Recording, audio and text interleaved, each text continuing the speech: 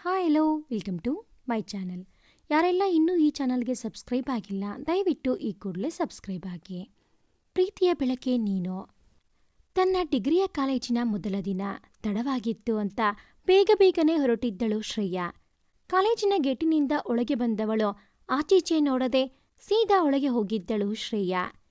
ಕಾಲೇಜಿನ ಗೇಟಿನಲ್ಲಿ ಕೂತಿದ್ದ ಹುಡುಗರು, ಇವತ್ತು ಕಾಲೇಜಿನ ಮೊದಲ ದಿನ, ಎಲ್ಲ ಹೊಸ ಸ್ಟೂಡೆಂಟ್ಗಳನ್ನು ಸ್ವಲ್ಪ ಆಟ ಆಡಿಸಿಬಿಡಬಹುದಿತ್ತು. ಆದರೆ ಇದೇನು ವಿಶಾಲ್, ಇವತ್ತು ನಮ್ಮ ಗುರುನೇ ಲೇಟು, ಪತ್ತೇನೇ ಇಲ್ಲ ಎಂದ ಅಶೋಕ್. ಅದಕ್ಕೆ ಬರಬಹುದು ಇರು ಅಶೋಕ್, ಅಂಕಲ್ ಏನಾದರೂ ಕೆಲಸ ಹೇಳಿರುತ್ತಾರೆ, ಮುಗಿಸಿ ಬರುತ್ತಾನೆ. ನಮಗೆ ಗೊತ್ತು ತಾನೇ, ಅವನು ಅಂಕಲ್ ಹಾಗೂ ಆಂಟಿಯನ್ನು ಎಷ್ಟು ಪ್ರೀತಿಸುತ್ತಾನೋ ಅಷ್ಟೇ ಗೌರವನೂ ಕೊಡುತ್ತಾನೆ ಅಂತ ಎಂದ ಮನು. ನಿಜ ಕಣೋ ನಿನ್ನ ಮಾತು ಎಂದರು ಅಶೋಕ್ ವಿಶಾಲ್. ಅಷ್ಟರಲ್ಲಿ ಅವರ ಹೀರೋ ಗೆಳೆಯನ ಆಗಮನ ಆಗಿತ್ತು ಕಾಲೇಜಿನೊಳಗೆ. ಶಲೋಕ್, ಯಾಕೋ ಲೇಟು ಎಂದರು. ಅಪ್ಪ ಏನೋ ಕೆಲಸ ಹೇಳಿದ್ರು ಕಣೋ, ಅದ್ ಮುಗಿಸಿ ಬರುವಷ್ಟರಲ್ಲಿ ತಡವಾಯಿತು. ಇನ್ನೂ ಯಾಕೋ ಕಾಯುತ್ತಿದ್ದೀರಾ, ಶುರು ಹಚ್ಕೊಳ್ಳಿ ಎಂದ. ಸಣ್ಣ ಪುಟ್ಟ ರ್ಯಾಗಿಂಗ್ ಮಾಡಿ ಹೊಸ ಹುಡುಗರನ್ನು ಕಳಿಸಿದ್ದರು ಎಲ್ಲರೂ ಸೇರಿ. ಒಂದು 15 ದಿನಗಳ ನಂತರ ಅವತ್ತು ಕಾಲೇಜಿನ ಸೆಕ್ರೆಟರಿ ಸುಹಾಸ್ ಬಂದು, ಹೇ ಶಲೋಕ್ ಎಂದ. ಹೇ ಸುಹಾಸ್ ಎಂದ. ನಾಡಿದ್ದು ಫ್ರೆಷರ್ಸ್ ಡೇ ಮಾಡುತ್ತಿದ್ದೀವಿ, ಸೊ ಕಾಲೇಜಿನ ಎಲ್ಲ ಸ್ಟೂಡೆಂಟ್ಸ್ ಇದರಲ್ಲಿ ಪಾರ್ಟಿಸಿಪೇಟ್ ಮಾಡಲೇಬೇಕು. ನೀನು ಈ ಕಾಲೇಜಿನ ಜಾನ್ ಕಣೋ, ನೀನು ಇರದಿದ್ದರೆ ಕಾರ್ಯಕ್ರಮ ಸಪ್ಪೆ ಆಗಿಬಿಡುತ್ತೆ ಎಂದ. ಅದಕ್ಕೆ ಶಲೋಕ್, ಆಯ್ತು ಕಣೋ ಬರುತ್ತೀನಿ ಎಂದವನು. ಏನಾದರೂ ಕೆಲಸ ಇದ್ದರೆ ಹೇಳು ಮಾರಾಯ, ಮಾಡೋಣ, ಎಲ್ಲವನ್ನೂ ನೀನೊಬ್ಬನೇ ಮಾಡಲು ಆಗಲ್ಲ. ವರ್ಕ್ ಶೇರ್ ಮಾಡಿಕೊಂಡರೆ ಈಸಿ ಎಂದ. ಸರಿ, ಹಾಗಾದರೆ ನಿನಗೆ ಒಂದು ಕೆಲಸ ಕೊಡುತ್ತೀನಿ. 3 ಬ್ರಾಂಚ್ ಫಸ್ಟ್ ಇಯರ್ ಕ್ಲಾಸಿಗೆ ಹೋಗಿ ಅವರು ಏನು ಆಕ್ಟಿವಿಟಿ ಅವತ್ತು ಮಾಡುತ್ತಾರೆ ಅಂತ ಕೇಳಿ ಅವರ ಹೆಸರನ್ನು ಕಲೆಕ್ಟ್ ಮಾಡಿಕೊಂಡು ಬಾ. ಈ ಕೆಲಸ ಇವತ್ತೇ ಆಗಬೇಕು ಎಂದ ಸುಹಾಸ್. ಸರಿ ಬಿಡು ಸುಹಾಸ್, ಈಗಲೇ ಹೊರಟೆ ನಾನು. ಇನ್ನು 3 ಅವರ್ಸಲ್ಲಿ ನಿನ್ನ ಕೆಲಸ ಕಂಪ್ಲೀಟ್ ಆಗಿರುತ್ತೆ, ಬಂದು ಕಲೆಕ್ಟ್ ಮಾಡಿಕೋ ಎಂದ. ದಟ್ಸ್ ವೆರಿ ಫೈನ್ ಕಣೋ, ಹಾಗಾದರೆ ನಿನಗೆ ಆಮೇಲೆ ಸಿಗುತ್ತೀನಿ ನಾನು ಎಂದು ಹೋದ ಸುಹಾಸ್. ಪ್ರಿನ್ಸಿಪಲ್ ರೂಮಿನಿಂದ ಮೈಕ್ನಲ್ಲಿ ವಿಷಯ ಹೇಳಿ, ಶಲೋಕ್ ನಿಮ್ಮ ಹತ್ತಿರ ಬರುತ್ತಾರೆ, ಅವರಿಗೆ ನಿಮ್ಮ ಹೆಸರು ಹಾಗೂ ಆಕ್ಟಿವಿಟಿ ತಿಳಿಸಿ ಎಂದು ಹೇಳಿದವನು. ಥ್ಯಾಂಕ್ಸ್ ಗೈಸ್ ಎಂದು ಮಾತು ಮುಗಿಸಿದ್ದ ಸುಹಾಸ್. ಶಲೋಕ್ ಹೊರಟ ಸುಹಾಸ್ ಹೇಳಿದ್ದ ಕೆಲಸ ಮಾಡಲು. BCom BA ಫಸ್ಟ್ ಇಯರ್ ಕೆಲಸ ಮುಗಿಸಿ BSc ಫಸ್ಟ್ ಇಯರ್ ಕ್ಲಾಸ್ ರೂಮ್ಗೆ ಬಂದ. ಹಾಯ್ ಗಾಯ್ಸ್, ನಾನು ಶಲೋಕ್, ಆಗಲೇ ಸುಹಾಸ್ ಹೇಳಿದ ವ್ಯಕ್ತಿ. ನಿಮ್ಮ ಹೆಸರು ಹಾಗೂ ಆಕ್ಟಿವಿಟಿ ನನಗೆ ಹೇಳುತ್ತಾ ಹೋಗಿ, ಬರೆದುಕೊಳ್ಳುತ್ತೀನಿ ಎಂದ. ಒಬ್ಬೊಬ್ಬರಾಗಿ ಬಂದು ಹೆಸರು ಹೇಳಿ ಆಕ್ಟಿವಿಟಿ ಬರೆಸತೊಡಗಿದ್ದರು. ತನ್ನ ಹೆಸರು ಕೊಟ್ಟ ಸವಿತಾ, ಶ್ರೇಯಾ ನೀನ್ ಹೆಸರು ಕೊಡಲ್ವಾ ಎಂದಳು. ಅವಳ ಮಾತು ಕೇಳಿದ ಶಲೋಕ್, ಯಾರ್ರೀ ಶ್ರೇಯಾ, ಹೆಸರೇ ಇಷ್ಟೊಂದು ಮುದ್ದಾಗಿದೆ, ಇನ್ನು ಹುಡುಗಿ ಹೇಗಿರುವಳೋ ಎಂದ. ಆಗ ನೋಡೋಣ ಸವಿತಾ, ನಾನಿನ್ನೂ ಏನು ಅಂತ ಡಿಸೈಡ್ ಮಾಡಿಲ್ಲ ಎಂದಳು. ಅವಳನ್ನು ನೋಡಿದ ಶಲೋಕ್ ಮೊಟ್ಟ ಮೊದಲ ಬಾರಿಗೆ ಮೈ ಮರೆತಿದ್ದ. ಎಷ್ಟು ಚಂದ ಈ ಹುಡುಗಿ, ಅವಳೆ ಹೇಗಿದ್ದಾಳೆ ಅಂದ್ರೆ ಅಯ್ಯೋ, ಹೋಲಿಕೆಗೂ ಏನೂ ಉಳಿಯುತ್ತಿಲ್ವೇ, ಹಾಳಾದ್ದು. ಇಂತಹ ಟೈಮ್ನಲ್ಲಿ ಎಲ್ಲ ನೆನಪು ಹೋಗಿಬಿಡುತ್ತೆ. ಏನಿವಳು ಹೀಗಿದ್ದಾಳೆ, ಸಿಹಿಯಾದ ಶ್ರೇಯಾ ಎಂದುಕೊಂಡಿದ್ದ ಶಲೋಕ್. ಶ್ರೇಯಾ ಬಾ ಇಲ್ಲಿ ಎಂದೆ. ಏನು ಹೇಳಿ ಎಂದು ಬಂದಳು ಶ್ರೇಯಾ. ನಿನ್ನ ಹಾಬೀಸ್ ಏನು ಅಂದ. ಸಿಂಗಿಂಗ್ ಹಾಗೂ ಬುಕ್ಸ್ ರೀಡಿಂಗ್ ಎಂದಳು. ಹಾಗಾದರೆ ನೀನು ಹಾಡನ್ನು ಯಾಕೆ ಹಾಡಬಾರದು ಎಂದ. ಅದು ನಾನು ಪಾರ್ಟಿಸಿಪೇಟ್ ಮಾಡಲ್ಲ, ನನ್ನ ಮನೆಯಲ್ಲಿ ಸಂಜೆಯ ಮೇಲೆ ಹೊರಗೆ ಕಳಿಸಲ್ಲ, ಸೊ ಪ್ಲೀಸ್ ಎಂದವಳು ತನ್ನ ಪುಸ್ತಕಗಳನ್ನು ತೆಗೆದುಕೊಂಡು ಹೊರಗೆ ಹೋದಳು. ನೆಕ್ಸ್ಟ್ ಕ್ಲಾಸಿಗೆ ಇನ್ನೂ ಟೈಮ್ ಇತ್ತು, ಹಾಗಾಗಿ ಅವಳು ಲೈಬ್ರರಿಗೆ ಹೊರಟಿದ್ದಳು. ಅದನ್ನು ನೋಡಿದ ಶಲೋಕ್ ಅವಳನ್ನೇ ರೆಪ್ಪೆಯಾಡಿಸದೆ ನೋಡುತ್ತಾ ನಿಂತು ಬಿಟ್ಟಿದ್ದ. ಅವಳ ಜಡೆ ಎಷ್ಟುದ್ದ, ಅವಳು ನಡೆದಂತೆ ಅದು ನಡೆಯತೊಡಗಿತ್ತು. ಹೈ ಎಂದ. ವಿಶಾಲ್, ಮನು, ಅಶೋಕ್ ಶಲೋಕ್ನ ಹೊಸ ವರ್ತನೆಯನ್ನು ನೋಡಿ ಅಚ್ಚರಿಯಿಂದ ಒಬ್ಬರನ್ನೊಬ್ಬರು ನೋಡಿಕೊಂಡರು. ಲೋ ಗುರು, ಏನಾಯ್ತು ನಿನಗೆ ಎಂದರು. ನನಗೆ ಆ ಹುಡುಗಿ ಶ್ರೇಯಾ ಮೇಲೆ ಪ್ರೀತಿಯಾಗಿ ಹೋಗಿದೆ ಕಣೋ, ಲವ್ ಅಟ್ ಫಸ್ಟ್ ಸೈಟ್ ಕಣೋ ಎಂದವನು. ಲೋ, ಇವತ್ತಿನಿಂದ ನಿಮ್ಮ ಎಲ್ಲರಿಗೂ ಒಂದೇ ಒಂದು ಟಾಸ್ಕ್ ಕಂಡ್ರೋ. ನನ್ನ ಹುಡುಗಿಯ ಬಗ್ಗೆ ಈಗಿನಿಂದಲೇ ನನಗೆ ಎಲ್ಲ ಇನ್ಫಾರ್ಮೇಷನ್ ಕಲೆಕ್ಟ್ ಮಾಡಿ ತಂದು ಕೊಡಬೇಕು, ಓಕೆನಾ? ಸ್ಟಾರ್ಟ್ ಕಂಡ್ರೋ ಎಂದವನು. 1 ನಿಮಿಷ ತಗೊಳ್ಳಿ, ಈ ಲೀಸ್ಟ್ನ ಸುಹಾಸ್ಗೆ ಕೊಟ್ಟು ಆಮೇಲೆ ಹೋಗಿ ಎಂದು ಹೇಳಿದವನು ಲೈಬ್ರರಿಯ ಕಡೆಗೆ ಓಡಿದ್ದ ಶಲೋಕ್. ಒಳಗೆ ಹೋಗಿ ತನ್ನ ಹುಡುಗಿಗಾಗಿ ಹುಡುಕತೊಡಗಿದ್ದ ಅವನು. ಲೈಬ್ರರಿಯ ಕಡೆಯ ಟೇಬಲ್ನಲ್ಲಿ ಕೂತಿದ್ದಳು ಶ್ರೇಯಾ. ಅವಳ ಎದುರುಗಡೆಯ ಟೇಬಲ್ ಹಿಡಿದು ಕೂತವನು ಅವಳನ್ನೇ ನೋಡುತ್ತಾ ಕೂತ. ಸ್ವಲ್ಪ ಸಮಯದ ನಂತರ ಅವಳು ಎದ್ದು ಹೊರಟಾಗ ತಾನೂ ಅವಳ ಹಿಂದೆ ಹೊರಟ ಶೆಲೋಕ್. ಅಂದಿನಿಂದ ಅವನಿಗೆ ನಿತ್ಯವೂ ಅದೇ ಕೆಲಸ. ಕನಸು ಮನಸ್ಸಿನಲ್ಲೂ ಶ್ರೇಯಾಳೆ ತುಂಬಿ ಹೋಗಿದ್ದಳು. ಅದೊಂದು ದಿನ ಅಮ್ಮನ ಜೊತೆಯಲ್ಲಿ ದೇವಸ್ಥಾನಕ್ಕೆ ಬಂದಿದ್ದ ಶೆಲೋಕ್ ಅಮ್ಮನ ಕೈ ಹಿಡಿದು ಹೊರಟಿದ್ದ ಮೆಟ್ಟಲೇರಿ. ಆಗ ತಮ್ಮ ಮುಂದೆ ಹಾದು ಹೋದವಳು ಶ್ರೇಯಾ ಎಂದು ಗೊತ್ತಾಗುತ್ತಿದ್ದಂತೆ ಮತ್ತೇನೂ ಯೋಚಿಸಲಿಲ್ಲ ಶೆಲೋಕ್. ಶ್ರೇಯಾ ಎಂದು ಕೂಗಿದ್ದ. ಅವನ ಕೂಗಿಗೆ ತಿರುಗಿದ್ದಳು ಹುಡುಗಿ. ಅವನನ್ನು ನೋಡಿ ಕರೆದ್ರಾ ಎಂದಳು. ಹ್ಞೂ ಕರೆದೆ. ನೀನು ದೇವಸ್ಥಾನಕ್ಕೆ ಅಮ್ಮನನ್ನು ಕರೆದುಕೊಂಡು ಹೋಗು. ನಾನು ನನ್ನ ಮೊಬೈಲ್ ಕಾರಿನಲ್ಲಿ ಮರೆತು ಬಂದಿದ್ದೀನಿ, ತರುತ್ತೀನಿ ಹೋಗಿ ಎಂದೆ. ಸರಿ ಎಂದವಳು. ಅಮ್ಮ ಬನ್ನಿ ಎಂದಳು. ಅವನು ಕೈ ಬಿಟ್ಟು ಅವಳಿಗೆ ತನ್ನಮ್ಮನ ಕೈ ಹಿಡಿಸಿದ್ದ. ಅವಳು ನಿಧಾನವಾಗಿ ನಡೆಸಿಕೊಂಡು ಹೊರಟಳು. ತಾನು ಇಳಿದವನು ಕಾರಿನ ಬಳಿ ಹೋಗಿ ಮೊಬೈಲ್ ತೆಗೆದುಕೊಂಡು ಮತ್ತೆ ಮೆಟ್ಟಿಲೇರತೊಡಗಿದ್ದ ಶೆಲೋಕ್. ಮೇಲೆ ಹೋದ ಮೇಲೆ ಅಮ್ಮನ ಪಕ್ಕದಲ್ಲಿ ಅವಳು ನಿಂತಿದ್ದಳು. ಇವನು ಹೋಗಿ ಅವಳ ಪಕ್ಕದಲ್ಲಿ ನಿಂತ. ಮಂಗಳಾರತಿ ತೆಗೆದುಕೊಂಡು ಭಟ್ಟರು ಕುಂಕುಮ ಕೊಟ್ಟಾಗ ತಾನು ಹಚ್ಚಿಕೊಂಡು ಶ್ರೇಯಾ ಹಿಂದ. ತಿರುಗಿದವಳ ಹಣೆಗೆ ಕುಂಕುಮ ಇಟ್ಟವನು ಅಮ್ಮ ಎಂದು ಅವರಿಗೂ ಹಚ್ಚಿದ್ದ. ನಂತರ ಹೊರಗೆ ಬಂದು ಪ್ರದರ್ಶನೆ ಮಾಡಿ ಬಂದ ನಂತರ ಅಮ್ಮ ಇವಳು ಶ್ರೇಯಾ, ನನ್ನ ಜೂನಿಯರ್ ಕಾಲೇಜಿನಲ್ಲಿ ಎಂದ. ಅವಳು ನಮಸ್ತೆ ಅಮ್ಮ ಎಂದಳು. ಒಳ್ಳೆಯದಾಗಲಿ ಮಗು ಎಂದರು. ಆಗ ಶೆಲೋಕ್ ಅಮ್ಮನ ಕಿವಿಯಲ್ಲಿ ಏನೋ ಪಿಸುಗುಟ್ಟಿದ್ದ. ಅದನ್ನು ಕೇಳಿ ಅರುಣಾ ಅವರ ಮುಖ ಅರಳಿತ್ತು. ನಿಜವೇನೋ ಎಂದರು. ಹ್ಞೂ ಎಂದೆ. ಆಗ ಅರುಣಾ, ಶ್ರೇಯಾ ಬಾಮ್ಮ ಇಲ್ಲಿ ಕೂರು, ನನ್ನ ಹತ್ತಿರ ಎಂದರು. ಹ್ಞೂ ಅಮ್ಮ ಎಂದಳು. ನಿನ್ನ ತಂದೆ ಏನು ಮಾಡುತ್ತಾರೆ ಎಂದಳು. ನನ್ನ ಅಪ್ಪ ಇಲ್ಲ ಅಮ್ಮ ಎಂದಳು. ಕ್ಷಮಿಸಿಬಿಡಮ್ಮ ಎಂದರು. ಪರವಾಗಿಲ್ಲ ಅಮ್ಮ ಎಂದಳು ಶ್ರೇಯಾ. ಮತ್ತೆ ನಿಮ್ಮ ತಾಯಿ ಎಂದರು ಅರುಣಾ. ಅಮ್ಮ ನಾನು ಈಗ ಅಪ್ಪನ ತಮ್ಮ ನಮ್ಮ ಚಿಕ್ಕಪ್ಪನ ಮನೆಯಲ್ಲಿ ಇದ್ದೀವಿ ಅಮ್ಮ. ಚಿಕ್ಕಮ್ಮ ತುಂಬಾ ಸ್ಟ್ರಿಕ್ಟ್, ಅವರು ಹೇಳಿದ್ದು ನಾವು ಕೇಳಲೇಬೇಕು ಎಂದಳು ದುಃಖದಿಂದ. ಹೋಗಲಿ ಬಿಡಮ್ಮ ಶ್ರೇಯಾ, ಬೇಜಾರು ಮಾಡ್ಕೋಬೇಡ ಎಂದರು. ಹಾಗೇನೂ ಇಲ್ಲಮ್ಮ ಎಂದವಳು. ನಾನು ಹೊರಡುತ್ತೀನಿ ಅಮ್ಮ, ಬಂದು ಬಹಳ ಹೊತ್ತಾಯಿತು ಎಂದು ಅವರ ಉತ್ತರಕ್ಕೂ ಕಾಯದೆ ಸರಸರನೆ ನಡೆದು ಹೋದಳು ಅಲ್ಲಿಂದ ಶ್ರೇಯಾ. ಆಗ ಅರುಣಾ, ಮಗನೇ ಹುಡುಗಿ ಬಹಳ ಮುದ್ದಾಗಿದ್ದಾಳೆ ಕಣೋ, ನಿನ್ನ ಸೆಲೆಕ್ಷನ್ ಬಹಳ ಚೆನ್ನಾಗಿದೆ ಎಂದರು. ಥ್ಯಾಂಕ್ಸ್ ಮಾ ಎಂದ ಶೆಲೋಕ್. ಮನೆಗೆ ಹೋಗುವುದು ತಡವಾಗಿದ್ದಕ್ಕೆ ಅಂದು ಶ್ರೇಯಾಗೆ ಚಿಕ್ಕಮ್ಮ ಗಂಡನ ಬೆಲ್ಟ್ ತಂದು ಹಿಗ್ಗಾಮುಗ್ಗ ಬಾರಿಸಿದ್ದರು. ತುತ್ತು ಹಾಕುತ್ತಿರುವುದೇ ವೇಸ್ಟ್, ಅಂತಹುದ್ರಲ್ಲಿ ಇದು ಬೇರೆ. ನಡತೆ ಕೆಟ್ಟಿದೆ ನಿಮ್ಮ ಮಗಳದ್ದು ಅಕ್ಕ, ಅದಕ್ಕೆ ಬುದ್ಧಿ ಕಲಿಸಲು ಹೀಗೆ ಮಾಡಬೇಕಾಯಿತು ಎಂದು ಹೇಳಿ ಹೋದರು ಶಾಂತಿ. ಅವರು ಹೋಗುತ್ತಿದ್ದಂತೆ ಮಗಳ ಹತ್ತಿರ ಓಡಿ ಬಂದಿದ್ದರು ಗಂಗಾ. ಅಮ್ಮ, ಚಿಕ್ಕಮ್ಮ ಹೇಳಿದ್ದು ಎಲ್ಲ ಸುಳ್ಳು ಅಮ್ಮ, ನಾನು ಅಂತವಳಲ್ಲ ಅಮ್ಮ ಎಂದು ಅಳತೊಡಗಿದ್ದಳು ಶ್ರೇಯಾ. ಮಗಳೇ, ನನ್ನ ಕ್ಷಮಿಸಿಬಿಡಮ್ಮ ಎಂದರು ಗಂಗಾ. ನನಗೆ ಗೊತ್ತು, ಆದರೂ ನಾನು ಏನೂ ಮಾಡದ ಪರಿಸ್ಥಿತಿಯಲ್ಲಿ ಇದ್ದೀನಿ. ಇಬ್ಬರೇ ಹೆಣ್ಣು ಮಕ್ಕಳು ನಾವು, ಮರ್ಯಾದೆಯಿಂದ ಬದುಕಕ್ಕೋಸ್ಕರ ಅಂತ ಇಲ್ಲಿಗೆ ಬಂದೆ. ಆದರೆ ಬಂದ ದಿನದಿಂದ ಹೊರಗಿನವರು ಇರಲಿ, ನಮ್ಮ ಮನೆಯ ಜನರೇ ನಮಗೆ ನಿತ್ಯವೂ ನರಕ ತೋರಿಸುತ್ತಿದ್ದಾರೆ. ಈ ನಮ್ಮ ನೋವಿಗೆ ಕೊನೆ ಎಂದು ದೇವರೇ ಎಂದು ಅಳುತ್ತಲೇ ಮಗಳ ಗಾಯಗಳಿಗೆ ಮುಲಾಮು ಸವರತೊಡಗಿದ್ದರು ಗಂಗಾ. ಪೆಟ್ಟುಗಳು ಬಹಳ ಜೋರಾಗಿ ಬಿದ್ದು ಮೈತುಂಬ ಬಟ್ಟೆಯನ್ನು ಸರಿಯಾಗಿ ಹಾಕಿಕೊಳ್ಳಲು ಆಗದ ಸ್ಥಿತಿಯಲ್ಲಿ ಇದ್ದಳು ಶ್ರೇಯಾ. ವಿಷಯ ತಿಳಿದು ಬಂದ ಚಿಕ್ಕಪ್ಪ, ನನ್ನ ಕ್ಷಮಿಸಿಬಿಡಿ ಅತ್ತಿಗೆ ಶ್ರೇಯಾ ಎಂದು ಹೇಳಿ ಹೋಗಿದ್ದರು. ಬಿದ್ದ ಪೆಟ್ಟಿಗೆ ಶ್ರೇಯಾಳ ಮೃದುದೇಹ ತತ್ತರಿಸಿತ್ತು. ಏಟುಗಳ ನೋವು ಒಂದೆಡೆಗೆ ಆದರೆ ಅದರಿಂದ ಅವಳ ಮೈ ಕೆಂಡದಂತೆ ಆಗಿತ್ತು. ಅವಳನ್ನು ಅವಳ ಚಿಕ್ಕಪ್ಪ ಮಹದೇವ್ ಹೆಂಡತಿಯ ವಿರೋಧವನ್ನು ಲೆಕ್ಕಿಸದೆ ತಕ್ಷಣ ಅವಳನ್ನು ಆಸ್ಪತ್ರೆಗೆ ಕರೆದುಕೊಂಡು ಹೋಗಿ ಸೇರಿಸಿದ್ದರು. ತಕ್ಷಣ ಟ್ರೀಟ್ಮೆಂಟ್ ಆರಂಭಿಸಿದ್ದರು ಡಾಕ್ಟರ್.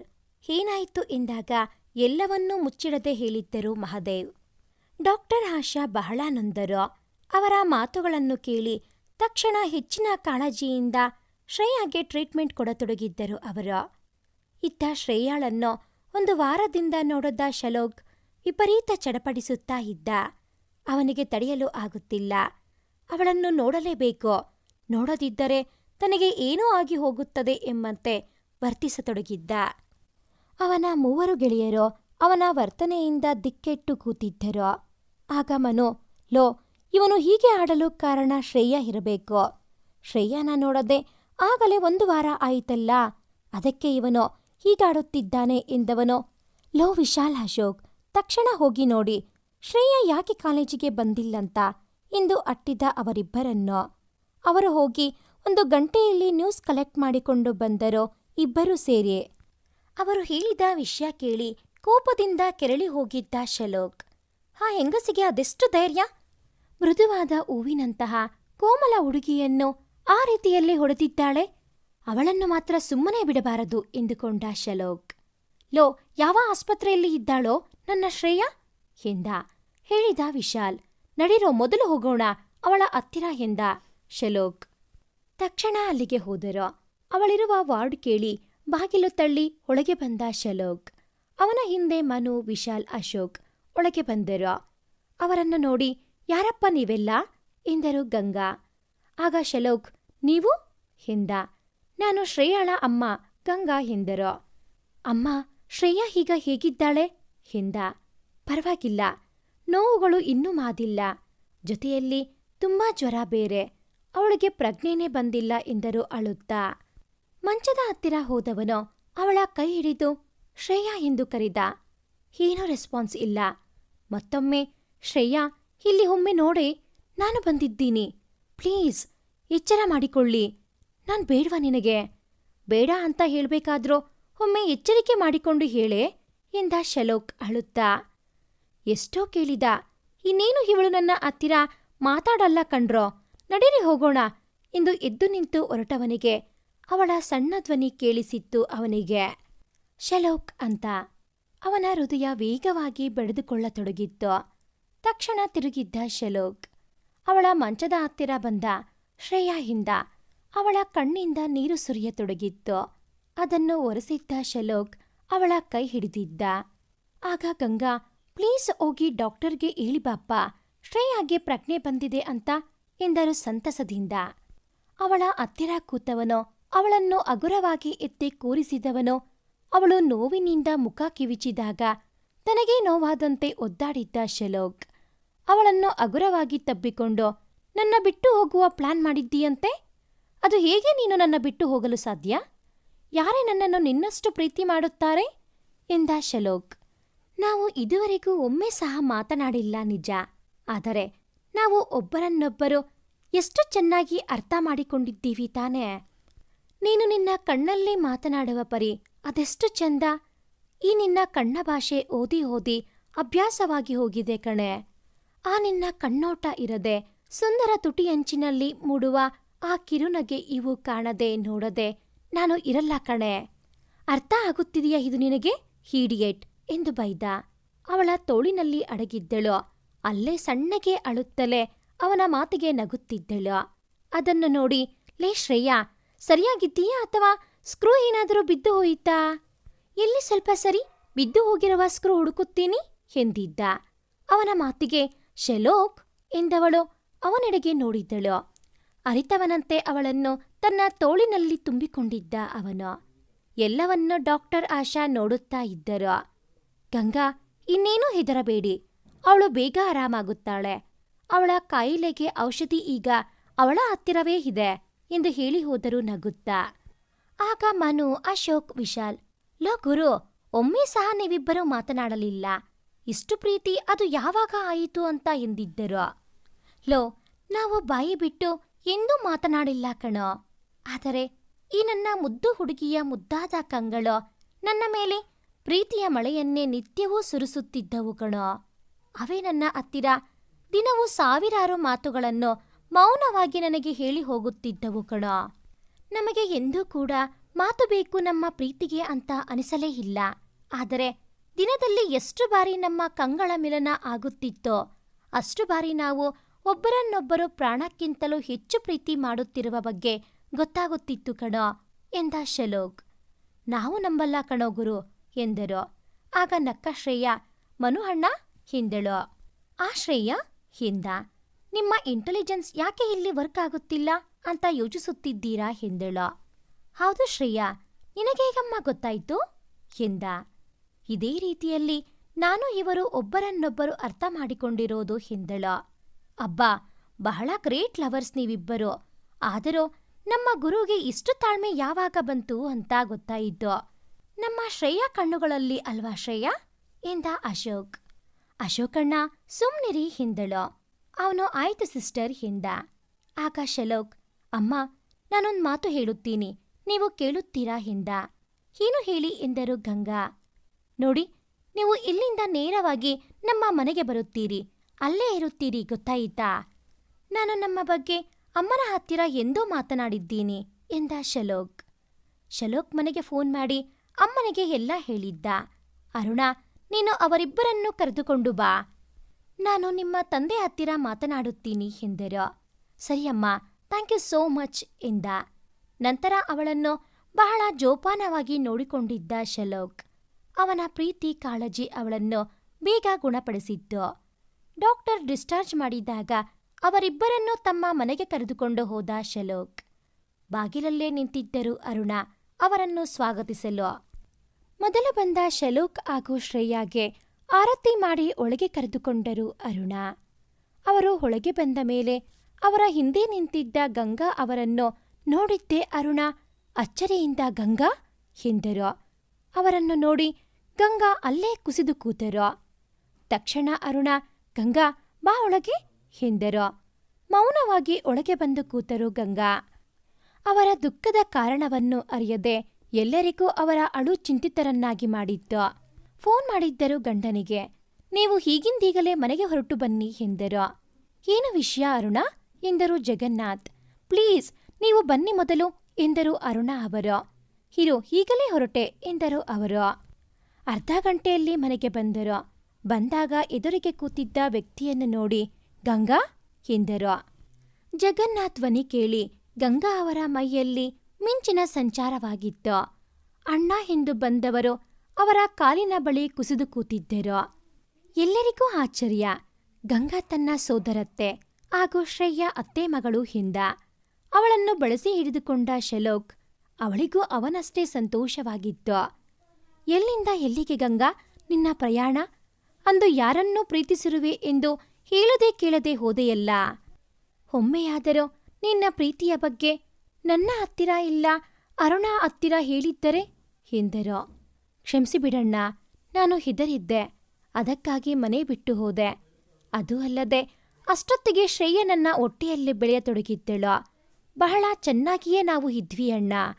ಅವರು ಸಿರಿವಂತರಲ್ಲದಿದ್ದರೂ ನನ್ನನ್ನು ಮಗಳನ್ನು ಬಹಳ ಪ್ರೀತಿಯಿಂದಲೇ ನೋಡಿಕೊಂಡರು.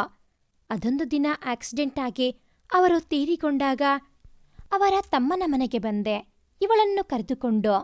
ಅಲ್ಲಿ ನನ್ನ ಹೋರ್ಗಿತ್ತಿ ನನಗೂ ನನ್ನ ಮಗಳಿಗೂ ನಿತ್ಯವೂ ನಾನಾ ರೀತಿಯಲ್ಲಿ ಹಿಂಸೆ ಕೊಡುತ್ತಾ ಇದ್ದಳು ಅಣ್ಣ ಎಂದರು ಗಂಗಾ. ಇದೇ ಊರಿನಲ್ಲಿ ಇದ್ದರೂ ಕೂಡ ಅಣ್ಣನ ಹತ್ತಿರ ಬರಬೇಕು ಅನ್ನಿಸಲಿಲ್ಲ ನೋಡು ಗಂಗಾ ಎಂದರು ದುಃಖದಿಂದ. ಅದಕ್ಕೆ ಕ್ಷಮಿಸಣ್ಣ, ಆಗ ಹೋದವಳು ಈಗ ಬಂದರೆ ಸ್ವಾರ್ಥ ಆಗುತ್ತಿತ್ತು ಅಣ್ಣ, ಅದಕ್ಕೆ ಬರಲಿಲ್ಲ ಎಂದರು. ಹೋಗಲಿ ಬಿಡು, ಈಗಲಾದರೂ ಬರೋ ಹಾಗೆ ಆಯಿತು ನನ್ನ ಮಗ ಸೊಸೆಯಿಂದ ಎಂದವರು ಜಗನ್ನಾಥ್. ಬನ್ನಿ ಇಬ್ಬರು ಇಲ್ಲಿ ಎಂದರು. ಮುಂದೆ ಬಂದರು ಶಲೋಕ್ ಹಾಗೂ ಶ್ರೇಯಾ. ಅವರಿಬ್ಬರೂ ಅವರ ಕಾಲಿಗೆ ನಮಸ್ಕಾರ ಮಾಡಿದರು. ಆಗ ಶ್ರೇಯಾಳ ತಲೆಯನ್ನು ಪ್ರೀತಿಯಿಂದ ಸವರಿದ್ದ ಜಗನ್ನಾಥ್, ಎಷ್ಟು ಮುದ್ದಾಗಿದ್ದಾಳೆ ನನ್ನ ಸೊಸೆ ಎಂದರು.